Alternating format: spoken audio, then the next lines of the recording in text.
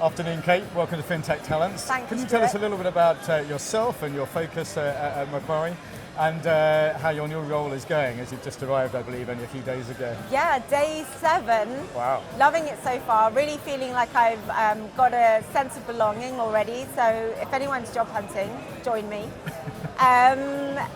I'm fundamentally there as the global oversight for the private markets technology business for Macquarie Asset Management specifically, rather than the whole group. Right. And then I have leadership oversight from a tech EMEA perspective.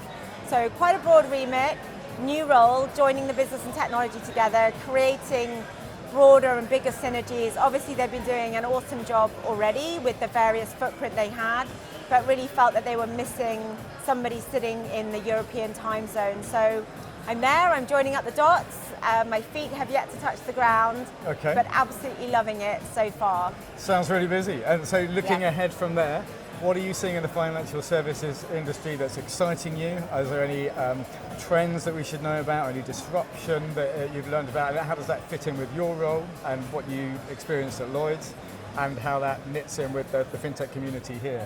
Sure, so at Lloyd's I was very much driving the innovation and fintech remit from an outside-in perspective for the group. So whether that was across insurance or cars or retail bank, commercial bank, etc. And then looking at both disruptive technologies and emerging technologies.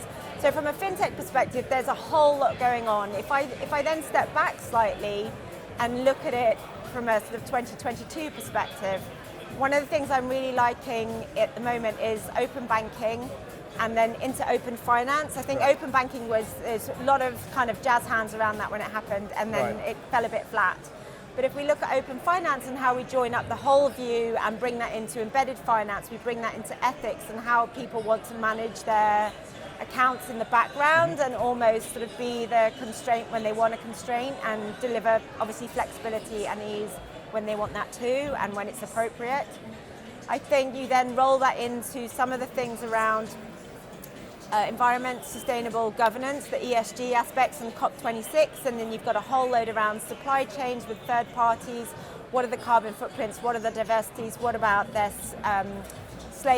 slavery policies? All that kind of thing. Really understanding not only what we have as a footprint for ourselves, both as banks and clients, but sort of spreading that a little bit further, sort of not just one removed, but then two removed, and saying, where am I actually having a broader impact, rather than just in the immediate bit that I can see.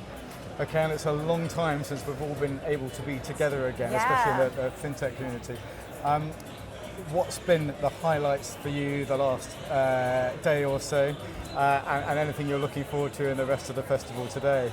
Yeah, so I'm almost giddy with excitement with people coming together, which has been slightly bonkers. You feel a little like you're 5 years old all over again.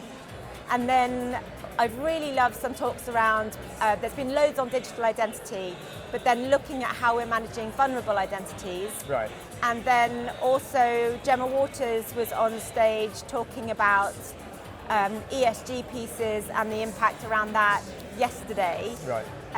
So I love Gemma, ex-colleague. She's doing so much good stuff. I really want to shine a light on her and the activity that she's doing from a sustainability perspective for the Lloyd's Banking Group. And then today, obviously, I'm on the stage a bit later, so I'm really looking forward to what I've got to say. And also my colleague who will be on the stage with me, Sean Milley, who's an independent. We're both here today as independents, looking at what is fintech leadership, how is that fit for purpose in terms of how we think about leadership, and the various toolkits that ideally what we see as a good leader, and hopefully there'll be some audience participation as well, says what they think is a good leader, and how that all comes together, and driving that forward to potentially co-edit a book together. So yeah, wonderful. All going on. Breaking news here. Breaking news here. Wonderful, thanks very much. You're very welcome, Stuart.